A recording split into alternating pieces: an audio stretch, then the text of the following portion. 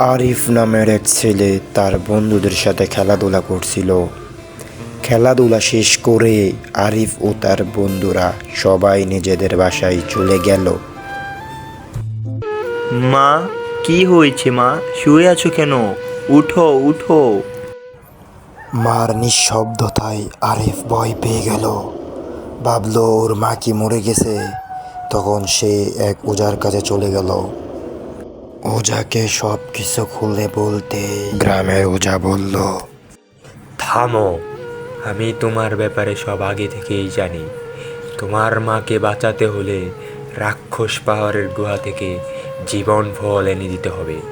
কিন্তু সেখানে এক ভয়ঙ্কর রাক্ষস থাকে, যার দৃষ্টি পড়লেই মানুষ পাথর হয়ে যায়। আচ্ছা গুরুদেব, আমি এখনই যাচ্ছি। আপনি আমাকে গুহার সন্ধানটি দিন।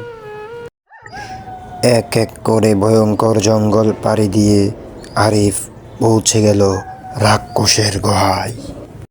গুহায় ঢুকে আরিফ ভয়ঙ্কর রাক্ষসকে দেখে চমকে উঠল। আমাকে আমাকে পাথর বানাবেন না রাক্ষস মশাই, আমাকে ক্ষমা করে দিন।